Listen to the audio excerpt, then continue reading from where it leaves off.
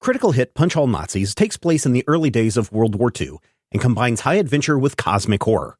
All dates, locations, and historical events are thrown out the window in order to create a fun story, so don't put too much thought into historical inaccuracies. All accents are done poorly, but with love, and no disrespect is intended.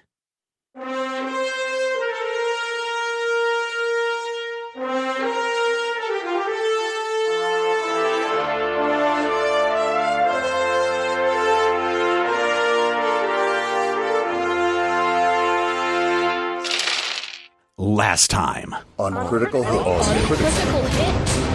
I heard a report that a Canadian went and attacked the people in some of their homes yesterday.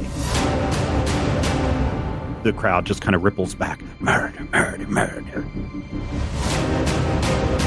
Anyone who will break into that museum has never stolen anything. So, yeah, either it's a decoy and the real orb is somewhere else, maybe inside of that structure. Mm-hmm. Or we're just losing time here while the Nazis take the orb. A murder has been committed at the Glass Museum, and a break-in has occurred. There's a lot of chaos. The museum is closed until 2:00 p.m. You guys have roughly 6 hours of things to do in Murano, or wherever I suppose that you want to do it. But here's what I would like for you to do. Each of you gets 2 things that you can do in the next 6 hours. Mm-hmm. And we will, there's probably going to have to be a roll involved in it. And then we will see what happens based on the things that you do. So who would like to go first? And we'll probably do this in do one thing, and then everybody will do one thing, and then everybody can go around and do it again. Now, you can do this all as a group, or you can all split off into individuals if you like. Do we get break back into the museum for free? No. Okay. Then we should probably figure out who is best at breaking into breaking us into the museum. So a few weeks ago on this very show, you guys had a list of things that you wanted to do. Watch the museum for the guard rotation, which, who knows what's going to happen now, because at least 2 guards are dead. Yeah. You wanted to get into the museum to see ghosts. You have seen a ghost. You have spoken to a ghost, finally. Right. Brian, did you learn anything else about your mask? I mean, it seems to have some sort of time limit. Yeah. Okay. Did you identify how long, or was it do we remember how many questions? Do we know that, was the ghost just getting tired? Well, I mean, maybe. I mean, it's either she way. Didn't look like she was getting tired, but yeah. So, for those of you that were listening, it be that we only have a certain number of questions? Perhaps. Okay, so there's something there that you may still want to investigate if you can. The third thing that you wanted to do is figure out the security system. Have you figured that out? We know a way to reset it. Okay. So, or to trigger it. Or trigger it. So presumably, or maybe even turn it off. Yeah, sure. Yeah. If there's did we find a way to turn it off? Yeah, you just saw this button that said alarm, and then it also said one reset. that said reset. Yeah. Yeah. I assumed the reset would turn it off, but yeah. You also wanted to get into the boiler room. Yep, we did that. I investigated the boiler room very thoroughly. You didn't want to raise suspicion. Right. We probably have been 50-50 on that one. Yeah, let's see, you're probably 50-50 on that. And then you wanted to find the resistance. Right. Which we did. We kind of did, but we haven't made a meaningful connection with them. Well, yeah, but we found it. We have sort of an so entry.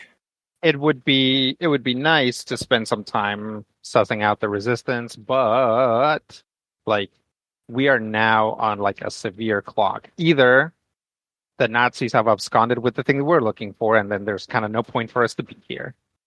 Or they didn't, and we still have to find the thing, and we only have 6 hours until normal operations resume in the museum. So right now, there's no guards in there. The fancy guys are probably still there, but we can maybe get around them, or we can wait for them to leave. But again, this seems like our best shot right now at finding out, at the very least, what's up with those runes, which is, again, a lead that maybe doesn't lead us to the orb, but maybe leads us to something else. Because despite how frequently we run into it, like straight up magic is actually not something that we're constantly encountering. Yeah. So if only your only magic user in your group hadn't died in the very first episode. Yeah, I appreciate, if you don't mind, Stephen, just here for a second. So when I run my Exalted game, there are 27 abilities in Exalted 3rd edition, and I will often throw my players up against something where it's like, oh, like something needs to be written really fast. Did anybody take enough linguistics to do this? Nope, none of us did. And then like they can't do that, and they have to find a way around it. Mm-hmm. So I try to find something that uses all 27 abilities. You know, some stuff that happens frequently, not a single thing that uses all 27 abilities, but to use a thing that uses one or the other as we go through. But unfortunately, I feel like magic is too important in this system, and the fact that none of us have any knowledge of the mythos, makes things extremely difficult and actually makes us very bad at this job. Mm-hmm. I wouldn't say bad at the job. I've expressed this before, maybe not to the four of you directly, but I know in the GM Roundtable and in other places, GM Roundtable, for those of you listening, is a show where Dr. Brad Will and I sit down and we actually talk about this game right here that we're playing. And Brad and I will sit down and I will say, Brad, they're going to have to go find this red orb. It's in a museum. Here's what I'm planning. And I'm boop, boop, boop, boop, boop, boop, boop. And Brad will say, oh, that's a good idea. Or, oh, that's a bad idea. Or stop telling the players how they feel. And all those kinds of things. And it's a good time, but it's only for our patrons. But I do know that many times I have lamented that I really expected either Brian or Rob to pick some kind of magical trait skill. And then you didn't. And I was like, well, all right, we can make it work because, again, as we've learned previously in the story, magic is not super well known. Because that would cause, the mass populace to probably panic and kill we'd have the Salem witch trials all over again. So magic exists, but everybody just kind of who knows about it in the magic community would just kind of keep it quiet and to themselves. Sure. And so, the Joe average on the street might hear ghosts, might hear magic, and they might think, oh yeah, magic act. I'm very familiar with Houdini. I'm very familiar with the Great Nado. But that kind of stuff, just a bunch of silly nonsense. And certainly Blisco, because he's been around the circus folk a little bit. He knows that magic initially just seems like bunk, right? That it's just tricks, that it's sleight of hand, mechanical devices, that kind of stuff. But now you guys are starting to realize, or your characters are starting to realize that no, there's some real magic and weird stuff that's out there that is trying to kill us and take over the world. Sure. So I'm not upset. Don't worry. You'll be able to get around these issues. I mean, that's the only thing, is that it really does feel like Sam's supposed to be here and she's supposed to know this. Yeah. That is exactly what it feels like. Yeah, we just need to have one character or one player that's actually capable. Yep. But on the other hand, magic in this game, I think, is super frustrating because every time you cast a spell, it weakens you. Yeah. And so it's like if you're in a battle, one or two spells is probably all you want to cast, because otherwise you are so weakened, so fatigued that one hit could kill you. Yeah. It's just, nobody was feeling it, I guess. I didn't feel fine. Totally I didn't feel confident enough in knowing the mythos. Also, I kind of didn't want to, because I wanted to play a Mexican American character, and I'm like, I feel like we can't have the Mexican guy be the magic guy. Yeah, I feel like falls into too many stereotypes. Yeah, it's a Yeah. it's like you don't want to be the guy standing outside of the jungle shrine and being like, "Oh no, senor, we don't go in there." Right. Right? And Yeah. of course, we know that Rob wanted to play someone from Nebraska, and Nebraskans are naturally resistant to magic because they're the American equivalent of dwarves. Yeah. Yeah. Yes. They're corn dwarves. Yes. All Nebraskan women have beards. Yes. Or cords, if you will. Why would you do that? Because he's from Oklahoma. The natural Valid. rivalry. It's like the only reason why there isn't a new civil Shooter. war is because Kansas exists Kansas is in between the middle Nebraska of and the two. Oklahoma. To separate, I know. Yeah. Yeah, to keep them apart. We're like that person at the bar that's trying to keep them from fighting. So All right, anyway, okay, guys. who it's would fine, like to just- do something first? You've You've got 6 hours, so I'm not going to tell can you we what to do. do- But Can we But do if- something like do a roll that gets more than one player into the museum? yeah, but breaking into the museum, as I said, is going to be kind of not possible. Oh, at this okay. point. Okay. So, all right. So I was operating a completely different. I Yeah, thought. sorry. I thought I made it clear that you're not. You were like, "Hey, can we get into the museum free?" And I was like, "No, you can't get into the museum." Well, yeah. So that's my fault for not So- clarifying. yeah, but so what you're saying is what I was thinking is that we need to take advantage of this time when there Mhm. when the public isn't in the museum. Mhm. What you're saying is don't do that. You can't get into the museum right now. Yeah. Basically, What do you we're do for the next public. 6 hours until the museum opens again? Right. Okay. All right. I think we're on the same page now. Okay. Cool. And everybody else is too. I'm on page 53. All right. In Surprisingly, that- I am on page 26 of my notes for this campaign, for this arc of the campaign. In that case, I am going to try to talk to the resistance. All right. How are you going to do that? I'll go now that it's. You said it was like 7. Yeah, it's getting close to 7:30, 8 o'clock now by the time that you've all gathered and met and had your conversation, and a week has passed for our listeners. So, yeah, it's closer to 8 o'clock. Shops are opening up. Cafes and restaurants and bars are all opening up. Certainly, even though the museum is closed, the festival grounds are super active. Okay. Matthew, can you look up what date December 8th, 1939 was? I feel like it's Like a what Friday day of or a the week? Saturday. It would be a Friday. Yeah, so it's a Yeah. Friday. Maybe a lot of people are taking more time off during the holidays. So there's a lot of crowds in the front lawn of the museum, riding the roller coasters. The little kids are on the merry-go-rounds. The Ferris wheel is going. So I will. Now that it's 8 a.m., I'm sure Mhm. now the bars are open. Mm-hmm. So I will go to that bar where we talk to Andretti and go look for Andretti. Okay, is everybody going to go or just Rodrigo? I think Doc would like to go along on that portion of the program. Okay. Yeah, we Anybody probably else? don't need all 4 of us, but Yeah. I've got some ideas. backup would be okay. You have ideas? Okay. So Rodrigo, you go over to the bar. Let's see. Let's just might as well try to get you some momentum. How about you roll a insight reason? No, let's do reason plus observation, I guess. D1. Reason plus observation. Yeah. That is not going to get us momentum. All right. Can Well, I get, no, get you at it's least fine. one success? You know, if I'm with you, Let's see. Hey, you can I'm you can good at those assist. You can do an things. assist, but unfortunately, you were not with him before, so your Initiating. knowledge of the bar would probably not help out. phooey. Okay, so that's less than 10. How much momentum do we have? 3. I'll take a momentum. All right. 1 success.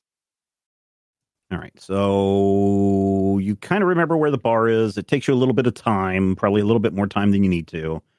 But you eventually get over and find the bar that you were at the next day. You go in, and sure enough, sitting at the bar are 3 gentlemen enjoying drinks. The bartender is kind of laughing with them. They don't seem as jovial as they were the day before. And that Sure. may be because sitting in the booth across the way is 2 police officers. Mm. Uniformed or like Yeah, these are uniformed police. These are uniformed police officers. Okay. These are probably guys that just got away from the museum and saw the bloody bodies and the messes and all the the decapitations, and they need a drink. I will go sit at the bar and say hi to the guys, and then get a drink. Oh, it's our American friend. Hey, welcome. And he looks at Doc. Ah, you have a new friend. Yeah, he's cool. Ah, very good. And he, it may not be as cool in here as it was yesterday when we met. He kind of fans himself, and he kind of looks over his shoulder. I get it. You just never know when the heat's gonna come on. Yeah. And the other three guys laugh.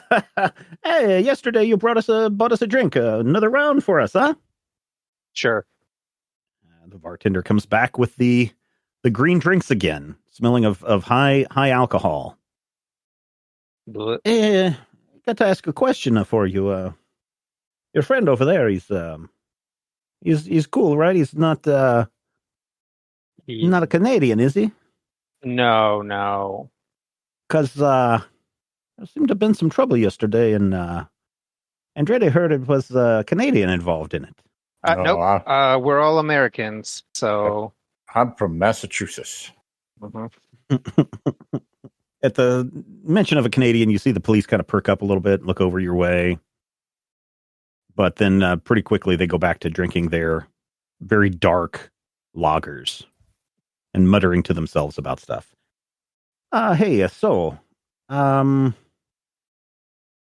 Yesterday you were asking about the places to go. Unfortunately, the museum is closed until 2:00 because somebody got murdered. Oh, yeah, I heard about that. Yeah. It's pretty bad, right? Yeah. A good man, Samuel, was killed. Are you knew him? Oh, yes, everybody knows Samuel. He's a very good guy. Oh, yes. His brother, or his cousin's cousin, comes over every morning to pick him up and take him to breakfast back with Venus. Mm. Yeah, so it's very, very sad. Yeah. What was I saying? Oh, yes, I told you to go and see the museum yesterday. Mm-hmm. I don't know if you got a chance. It sounds like it won't be open until this afternoon. Oh. But I also said you should probably go and check out the bigger tower in Venice. Did you do that yesterday? I did not. We just went straight to bed and came here pretty early. Oh, that's too bad. That's really too bad. And he looks at his friends, and his friends kind of give him this eye like, Well, do you think I can check it out tonight? Not tonight. Tonight's not a very good place.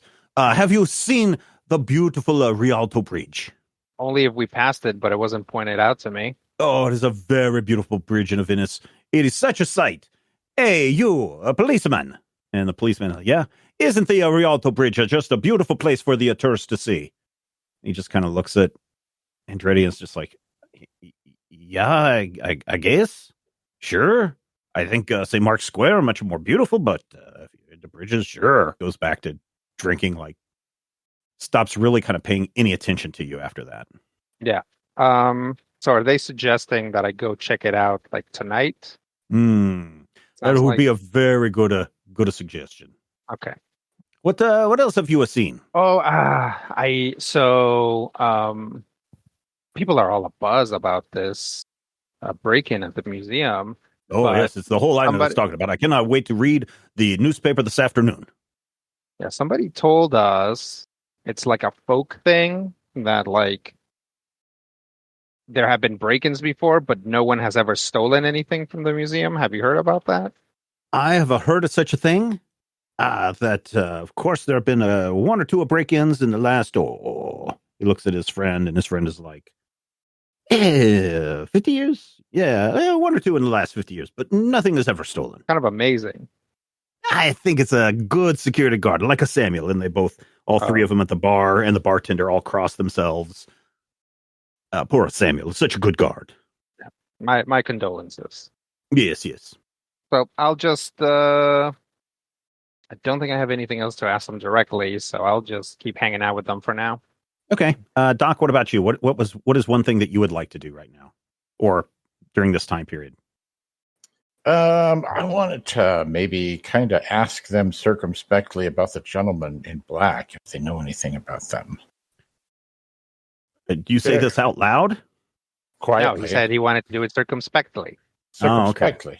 All right, so you can try that.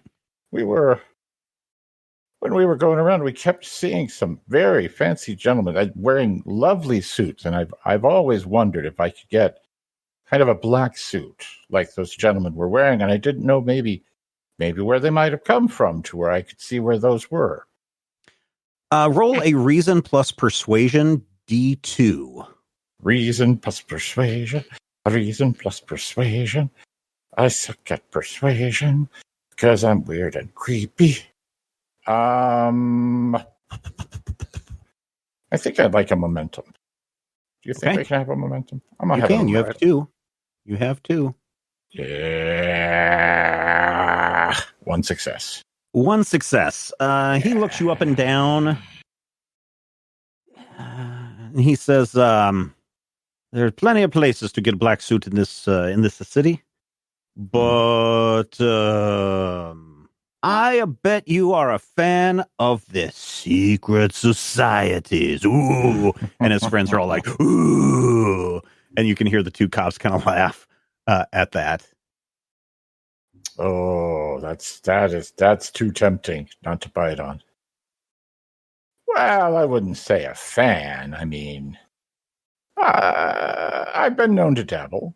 Why? Do you know of any secret societies? Oh, Italy is famous for its secret societies. You got the Illuminati. You got the Rosicrucians. You got the luminaries. You got the Bilderbergers and the Build-A-Bears. You got the Build-A-Bears. You got the Lego store. you got the whole Mall of America over there. If You got the Auntie pretzels. One time I went to the B. Dalton over there. Okay. So many secret societies all over the place. So many of them like to wear the black suits. Never heard of the you said of the Luminary?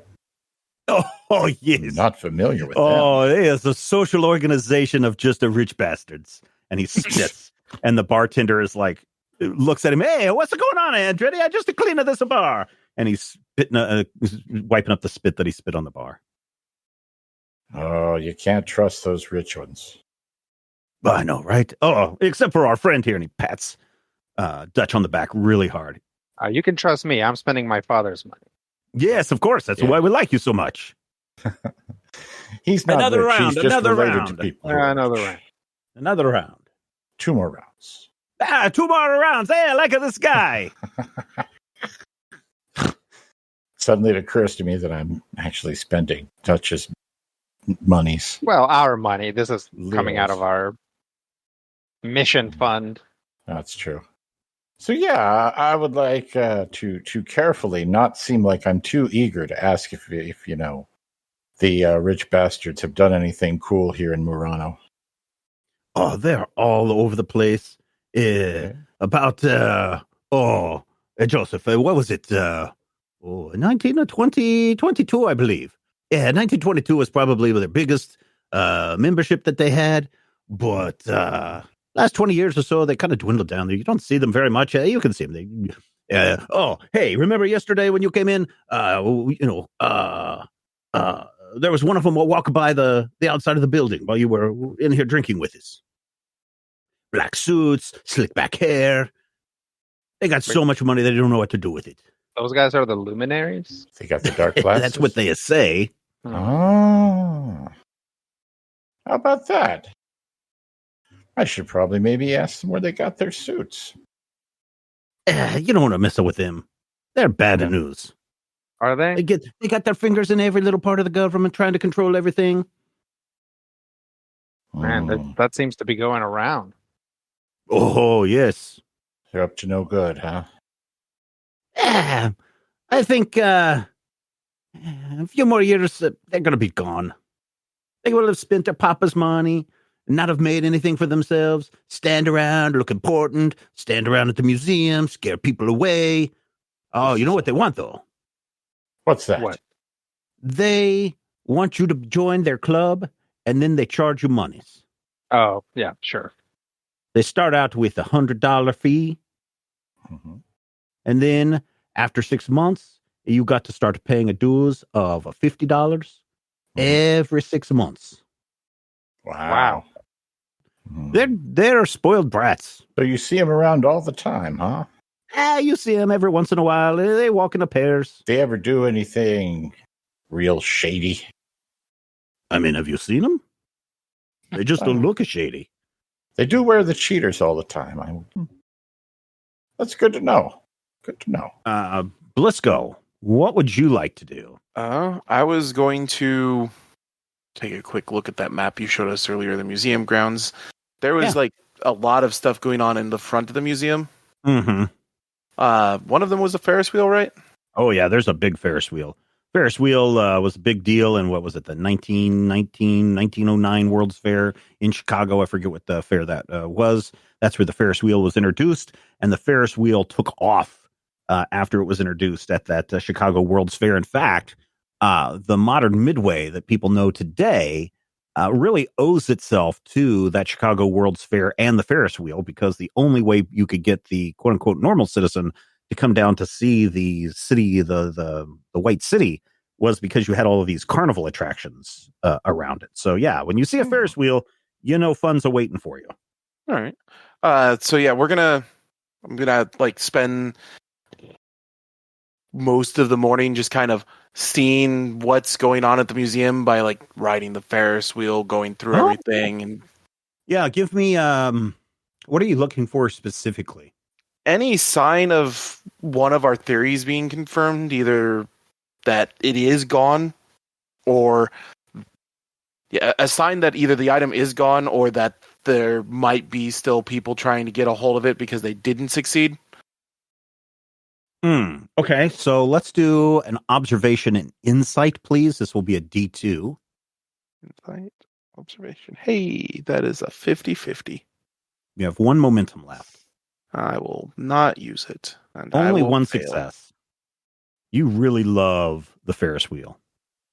Yeah. You like riding it. You go up to the top, and it's one of those, where as you're letting passengers on and off, you eventually get to the top of the Ferris wheel, and you can look out over the entire city of Murano. It's not that very big. Most of the buildings are only 2 stories tall, maybe an occasional 3-story building, but those are fairly rare. Up at this height, you can see the top of the museum, and you can see up there the great glass dome that allows you to see down into the grand display gallery. Of course, you're too far away to actually see into the building, but you see the glass reflecting everywhere, and you can see little vents and things at the top of the building, letting air in or out. But unfortunately, you don't smell any sulfur, or you do not see Frau Freitag and her students anywhere over this time period. Valentino. Yeah, I was kind of thinking something along the similar lines, but maybe like going around, especially the shops that we've seen them at before, and asking if anyone's seen Madame Freitag or the children. Maybe like come up with some story about how I have a message for them. Yeah, how are you going to? What's the pitch that you're going to do to get people to want to give up that information? And are you going to only do it around the museum itself, or are you going to go to like some of the main boat ports or anything like that? I figured I'd kind of work my way out. So again, stop at like the first place we went the one night where they came in, see if ask them if they seen that lady that was in there the other day, and I'll go ahead and ask Frau Freitag. Have a message I'm supposed to deliver to her. She was here with 6 children. Do you know where she would? So sure. So give me a persuasion plus will. We'll do a D2 on that. Not my worst combo. And you have one momentum left. Sure, I will burn a momentum. Yeah, spend it. Yeah. Only one success. 15. I didn't roll yet. Yeah, just Oh, one okay. success. All right, just one success. Darn. So you go into some of the places where, the one restaurant that you were at the one day when they all came in and were sitting there at the bar or at the countertop. The guy's like, no, I just vaguely remember them because they were all so weird looking. But no, they've not come back. Not seen them since. You kind of work your way kind of back towards the main dock areas. You cross a couple of the smaller islands till you get to the main water taxi places that will ferry you either to mainland or back over to the island of Venice. One guy kind of scratches his head and said, I think I remember a woman kind of fitting that description this morning, but she have no children with her. Do you know which way she'd have been heading? Oh, she got on my friend's boat down there. Actually, he's not a friend of mine because he steals all my business. But she got on that boat and she went to.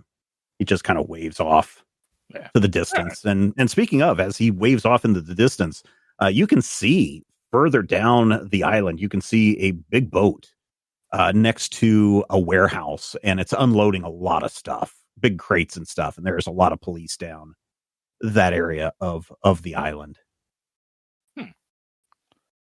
All right. Rodrigo. Yes. Your turn again. Turn 2.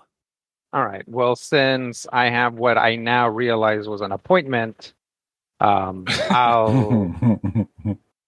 Yeah, it's funny because I was in it. I was like, oh yeah, we're talking surreptitiously about stuff, and they're like, you should check out this tower, and I was like, okay. I don't know why they're giving me like holiday advice, but that's nice of them.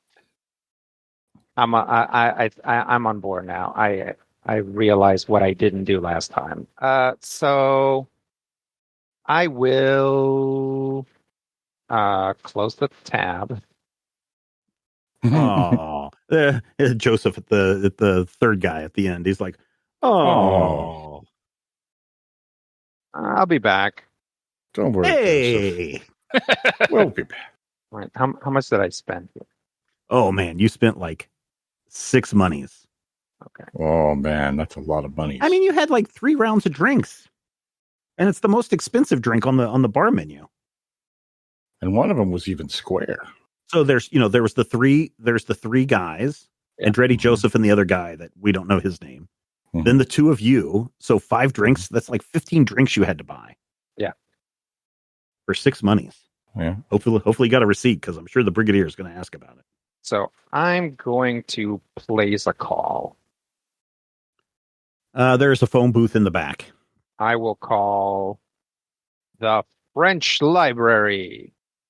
Oh man, the operator kind of raises a fuss, and you're gonna have to shovel a lot of coins into the thing. It takes you like 5 minutes to shovel all the coins in there, but eventually you get connected to the Paris Library.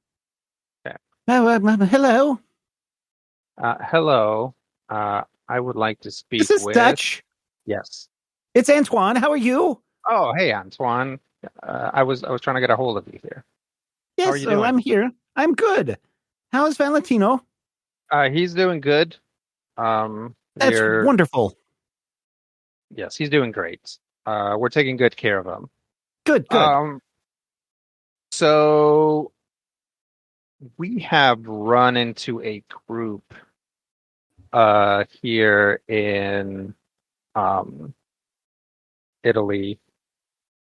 The locals seem to give them a wide berth and think of them as rich, I guess, kind of hobbyists, but they apparently are known as the luminaries. Do you have any knowledge about the luminaries in this area? It's so let's roll to see whether Antoine knows this. It's going to be academia plus what is that? Probably reason. Reason, yeah. Academia plus reason, D2. So academia plus reason is less than 10 for me. One success. One success. After you mentioned, the brigadier said you'd talked to the man in Belgium. We did do some digging around, and of course, we found the information that you already know about the luminaries taking the artifacts to places unknown. There's actually a children's book that actually talks a lot about this, but it's a fairy tale. Yeah. From what we've gathered, it seems like when the luminaries split up, when they left originally, the order kind of fractured. Some wanting to use the artifacts maybe for more power than they should have, and others strictly following the "we must protect the artifact" stance. Okay. I'm not really sure right now about Italy because, fascists. Sure. I can do some more digging. Would it be helpful if I come to where you're at? Oh, I don't know. We might have to leave in a hurry soon. Oh, well, because I was going to say it would take me at least 2 days to get there. Yes. So let me give you a call in the next couple of days and see if we need that information. Again, it's also just very likely that we're going to have to beat it out of here. So we'll see how it goes. Oh, But I appreciate okay. what you've told me. So I want to be clear. You want me to look into any luminary organizations in Italy? Yes. Okay. I will write that down. I'll let the brigadier know. Yep. And this is the hotel we are staying in right now. But we're usually out all day, so you'd have to call us in the evening. Oh, okay. I will make note of that. Any word that you want me to pass to the general, or would you like me, or anything you would like to say to the brigadier, or would you like to speak to the brigadier directly? If he's there, yeah, sure. Okay, hold on, sir. The boys are on the phone for you. Oh, hello. Hello, Is this Brigadier. Dutch? This is Yes. Dutch. Yes. How are you? Things going well? Well, things are complicated. Oh, We okay. believe we found the artifact, but it appears to have been stolen by Nazis. However, there are other things around that make us think that maybe they didn't steal the right artifact. So I hope for your sake that they didn't steal the artifact. Oh, I hope for all our sakes that they didn't steal the artifact, Brigadier. Yes, quite. So we're still investigating here, but if you have any eyes on any of the local airports here in Venice, you might want to keep an eye out for someone who's going by Frau Freitag. Oh, Frau Freitag, eh? All right. Let me ask you, she's got blonde hair. She Did she? smell? Yes, Yeah, she has a strong sulfuric smell. We have had word of her. Did she have her brood with her? She did, but she seems to have expended them. Oh, actually, I guess I don't know that yet. Yeah. Yes, she did. There were 6 teenagers with her. Nasty children. Yes, very Aryan. Yes, the brown shirts are just as bad as the Nazis. Yeah. All right, well, if you do, keep an eye on them. And if they are the ones that stole it, then... all right, anything else? No, not so far. Oh, it's me, Antoine, again. The brigadier just handed me back the phone. He seems to... I kind of shook his head and walked off. Everything okay? Let's just say that our methodology doesn't really jive with his military training. Oh. that makes a lot of sense in hindsight. Yes. Yeah, honestly, I think that's where we get results. But right now, we are not doing super well, just in our investigation. So I'm sure the brigadier is concerned about that, and it's fair that he's concerned about that. And understandable as the point person for this mission. Yes, yes. Well, I know that you will do a fine job. I have complete faith in you, and of course in Valentino. Please let him know that I believe in him. I'll let him know. Okay.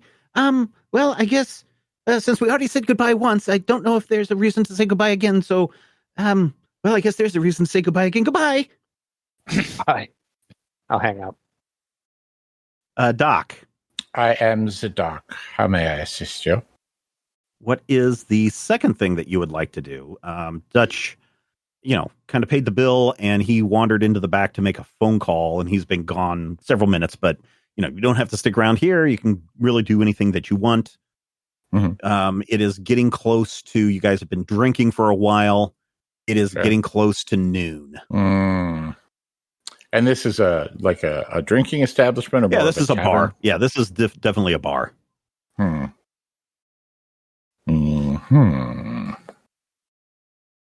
They have The actual... police have gotten up and left a while ago. Oh, good.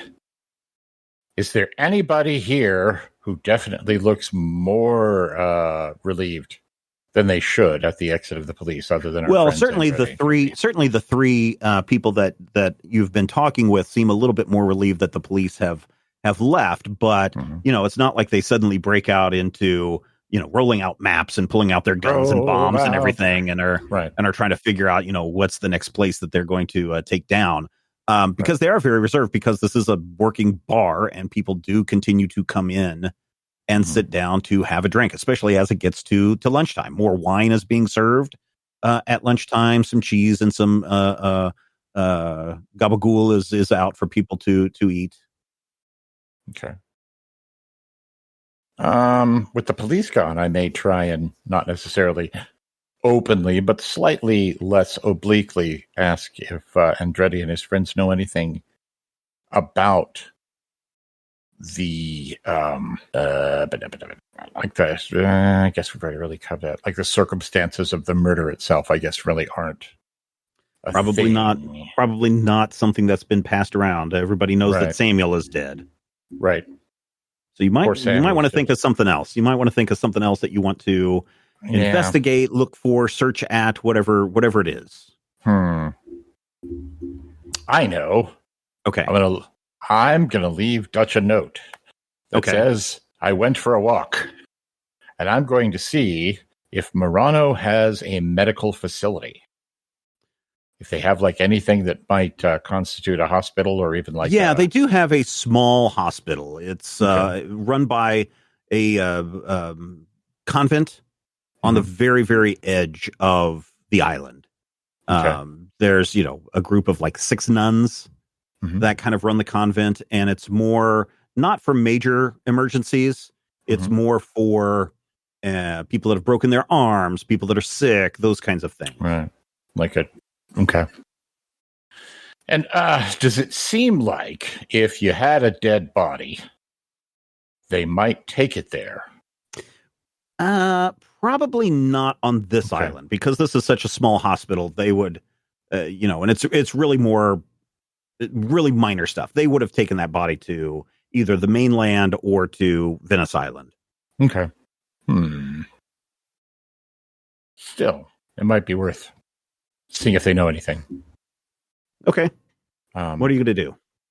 I'm going to go inside and see if I can find someone who looks very, very junior nurse-ish.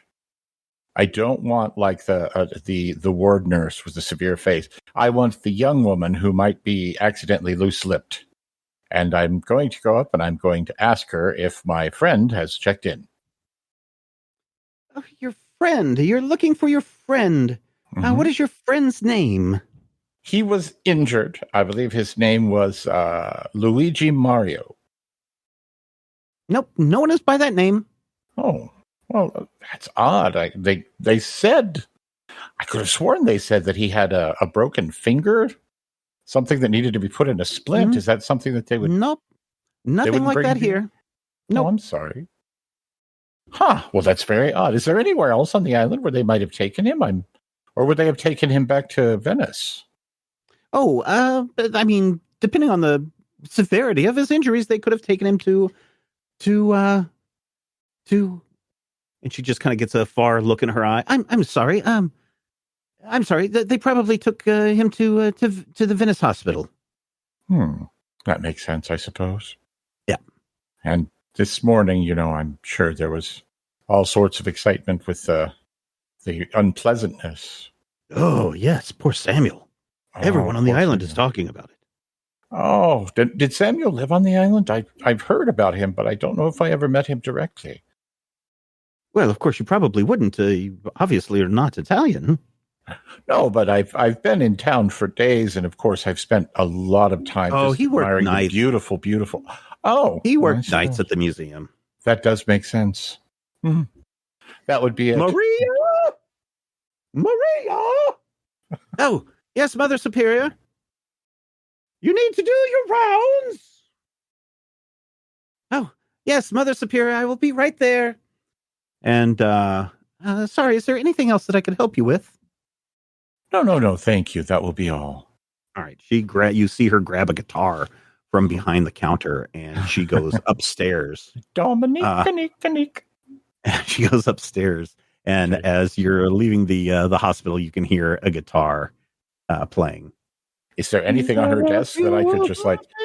I mean, there's a log. I mean, there's a log, like a check-in log. Right. It's big. It's heavy. It's wood. Yeah. Is there someone here who is looking right at me, to where if I just snagged the log, put it in my jacket, and moseyed out in the most? I mean, what are you trying to? I mean, what are you trying to find? I don't know. I'm not necessarily trying to find anything. All right, so you steal a logbook and you roll a stealth plus agility. Stealth. A D2. Okay, this is going to be beautiful. I'm totally going to do this, you guys. And do you know why? And do you know why? I'm just waiting for you to roll. Why? There you go. No, Why? Oh, now we do the math. Because I just rolled a success. one success. Yes. You start to walk out, and someone's like, "Excuse me, sir." It's an old nun is walking up to you. That belongs to us, and she takes it from you and sets it on the counter. Please be on your way. I know you're up to shenanigans with the festival and all, but please go on out of here. And she kind of shoves you out the door and closes the door behind you. Okay. All right. We are back to Blisco. I kind of only had the one idea. You should. I will. You want me to help you out, or somebody got a suggestion for Rodrigo Rob? was throwing something out there. Okay. I was gonna say, go see if you can get familiar with those boats. If we can, if we need to. Oh, yeah. Yeah. How did I not right. think of Blisco doing that anyway? Like, yeah. There's machinery to look at. Let's go look at machinery. Okay. So you wander over to the big dock area, and I'm trying to, again, if we look at the map of the island, San Donato is where you've been doing most of your activities. San Stefano is where a lot of the water taxis are coming in from the Venice Island. There's also pink one, the Sacca Serenella, the pink one. There's a lot of those that are taking you to mainland Venice. And then over on Navigero, that is where there's like warehouse stuff. And as you are down on San Stefano, you can look out and you can see there's a big boat, like a shipping boat, that's unloading big crates of stuff into a warehouse. But yeah, there's all sorts of boats just lined up in all of these ports that you go and look at. Anything in particular you are looking for? Something that's going to be quick. easy to pilot, Oh. Mhm. and potentially have to get us to not just mainland Venice, but the mainland. About an insight plus vehicles D2? 2 successes. And successes. 3 successes because you have Wait. Nope. This is my focus is not watercraft. oh, okay. My focuses are cars and aircraft. All right. So two successes. Yeah, there's a lot of fast boats here. And it looks like some of them obviously are water taxis. Those are the ones that are going to be making trips back and forth from the various islands. As you are passing over some of the, as you're passing from one of the smaller islands to the next smaller island, there's houses along here. So there are boats along here, like private boats that, these motors, they're kind of like, a truck motor or a car motor. You could probably figure out how to hotwire one if you needed to. And you can see there are some very fancy speed boats, but there are also some fisher boats, some fishing boats that some people might use to go out into the lagoon or further out into the Mediterranean to do some fishing. So there's lots of boats, and there are definitely a couple of fast boats that you can see. Is there anybody? So we've got the stuff in the dockyards unloading. Is there anything there being loaded? Now, you don't see anything being loaded. This looks like, well, I guess if you go a little bit further down, if you kind of look past the big boats, you can see some smaller boats, and these are definitely loading up crates, and you can see that these all say "Fragili" on the side. As they're loading up these boats, so you would, you probably would guess that these probably have glass in them that they're getting ready to ship out. Just kind of stay around the docks and see what stuff is here for an extended period. What stuff is here for... Water taxis are constantly coming and going. It's like the minute that one pulls up, someone else is jumping into one and driving away. And there's certainly lulls during the day where people are maybe not as active going back and forth, but certainly around the lunch times and the meal times or big important moments of the day, there are definitely people spending more times at the water taxis, and that's when it may get backed up. Certainly there's other people that are just hanging around the docks doing nothing, a couple of people playing cards, and whatnot. But the big boat that's unloading stuff just continues to unload throughout the day into this warehouse. And finally, Valentino. Well, for the most part, I was going to kind of see if there's somewhere I can sit down a while and keep an eye on the boat that seemed to have plenty of police activity around, seeing... Oh, yeah. Look at that. As you're walking down towards that area, there's Blisco, also just kind of sitting there at the dock of the bay, watching the tide and watching the boats roll in as well. And if you would, give me an observation and insight. Okay. A D2 on this, sorry. All right. I will just try with 2 dice, see what comes up. One success and 1 complication. Okay. So it's clear that whatever they're unloading, they don't want people spending too much time watching what they're loading and what they're unloading from the boat. There are people on the boat with, it looks like, some kind of a machine guns up there, and there's a large police, or I shouldn't say a large police presence, but there is a police presence on the dock itself, watching out for people. Eventually, one of the police guys notices that you're standing a little bit too long and starts pointing your way. And then the other one that he kind of pats on the shoulder and points your way, also points down about 20 feet to Blisco standing there as well. And they start to move in your direction. They are easily 100 yards away. I'm gonna kind of turn and start walking briskly off, and maybe start coughing kind of loud. So maybe Blisco hears. What is a? Let's see. What is that? That would be insight plus hinting. Observation, I guess. Yeah, insight plus observation D1, Blisco. Oh boy. Hey, I did it. Nice. You hear Valentino coughing, and he kind of throws his head over your shoulder and points back to the police. And it's time to get out of that area. All right. 2:00. You are all back on the grounds of the museum, in the boardwalk area or the midway area. A lot of carnival, a lot of people. They don't really seem to be too upset that the museum is closed. A lot of people wearing masks and whatnot. And there goes that guy with the tricorn hat and the black mask and the and the cape again, walking through the crowd very slowly, stops occasionally, looks and sees what people are doing and then moves on. Like my wallet. You do have your wallet. You do. Okay. Be careful. You hear from in front of them. They see where it is. Yeah, you hear from across the midway. Papers. Noon edition papers. Well, it's got a paper. You go up to the little boy. He looks up at you. Paper, sir. And you give him a little dime or whatever. And on the front page, break in. That's the big, 20-point headline on the front of the cover of the paper. And if you look at it, sure enough, there is a photograph of the broken door and people standing around outside. If you look close enough in the photograph, you can see a man bending over the steps. This was taken in the morning.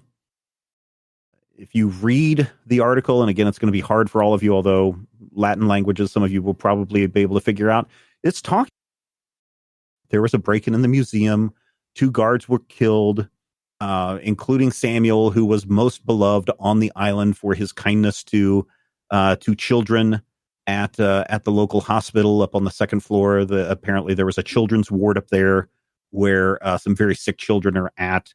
And he would go every day to that hospital and entertain and make those children very happy. So the island is very saddened to hear that Samuel was killed.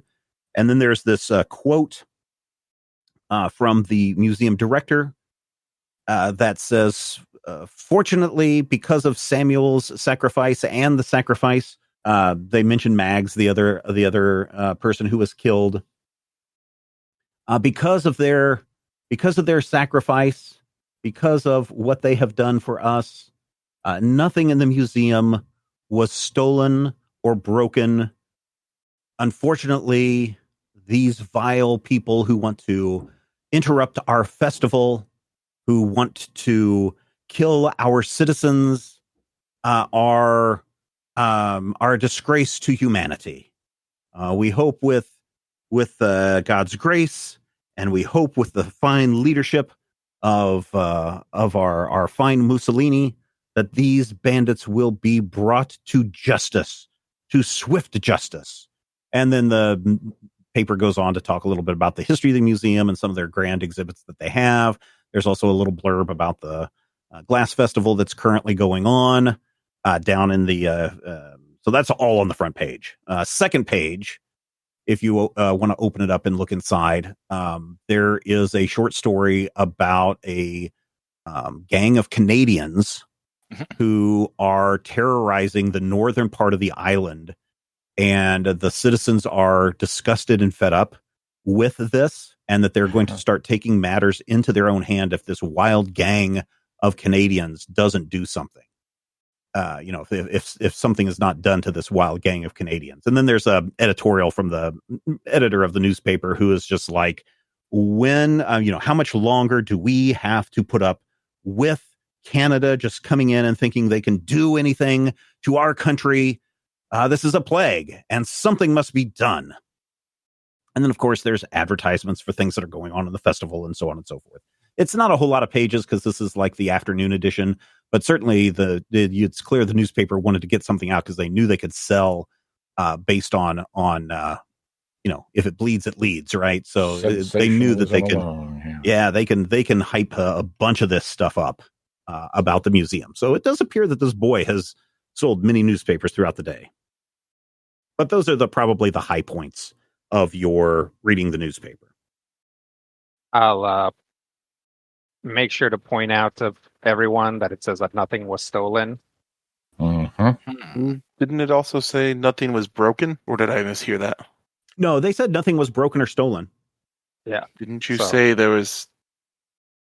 Yeah, there was plenty of broken glass in there. Well, here in an hour or so, we should be able to go back in and check it Yeah, out. in fact, at that moment, you see somebody come down the front steps, the janitor, and he takes down the sign and he pulls up this wooden barricade and moves it off to the side, and the door has been replaced. Surprisingly, the broken door has been replaced, and the doors are open and propped open to let people know that they are free to come in to the Glass Museum. And so we should. All right. You walk up the steps. Sure enough, as soon as that barricade goes down, a lot of people want to crowd into the museum because, of course, death, right? There was a dead body there. You hear some people talking about, I wonder if we'll see where the murder took place, kind of stuff. So there's some people that are there for ghoulish purposes. I tell you, sweetheart, I'm going to buy you one of the greatest pieces of glass that this gift shop has to sell today. I'm sorry. I love you so much, but I'm sorry that this place had to be closed throughout the day. So you hear this Texas guy kind of walking up with his wife and a couple of attendants behind carrying, lots of packages and stuff. People are just kind of crowding into the museum because it's now open and things are happening. And you walk in and everyone enters into the Great Hall. The marble floors look spectacular. Shining really nice and clean. Up on the top of the Great Hall, around the top is this frieze depicting all of these different important moments in glass-making history. And you were standing in the Great Hall. Moments in glass. I just head straight for the grand display gallery. Okay. Everyone follows you, and you enter into the grand display gallery. And the grand display gallery is a magnificent place where some of the best pieces of glass are on display. Of course, you are taken aback as soon as you enter the room because there's this glass dome at the top, and the light of the sun is coming in. The 2:00 sun is coming in, and of course, it's wintertime, so the sun is much lower on the sky than what you notice in the previous times that you were there. But the sun shines off on these beautiful pieces of glass. There's this swan sculpture with this exquisite curved neck that comes up, and there's this very large bear glass sculpture that is really large. It's like 3 feet tall, something like that. It is a very massive, heavy piece of glass. There's little ballerinas, very intricately done. And in the center of the grand display gallery is a column, and atop that column is a red orb. Critical Hit Punch All Nazis is a production of Major Spoilers Entertainment and was produced and edited by me, Stephen Schleicher. If you would like to get a behind-the-scenes making of this episode, be sure to check out the GM Roundtable Octoon Cthulhu Edition at our Patreon page, patreon.com/Major Spoilers. Each week I discuss my plans for the upcoming game session, and Dr. Brad Will is there to share his reactions and advice on how to be a better game master. I will warn you, though, there are spoilers galore in every installment of the GM Roundtable Octoon Cthulhu Edition. So, if you don't like spoilers and don't want to know what I am planning next, don't listen to these episodes. Though, I will say, if you do listen, you'll be able to see how and where the players throw a wrench into my plans, and you're also going to have greater insight into the world that's being built into this campaign. This week we didn't have any named NPCs, so no shoutouts to our associate producers this week, but next week we'll feature a lot of surprises, and more than a few of our wonderful patrons will become NPCs in this game. You want your name to appear as one of these NPCs in future episodes? All you need to do is become an associate producer at patreon.com/Major Spoilers. Finally, we want you to record yourself doing your best on Critical Hit and send it to us at podcast@majorspoilers.com, and your voice will join the growing chorus of fans in upcoming episodes as well. Thank you again for listening this week, and here's hoping all of your dice rolls are critical hits.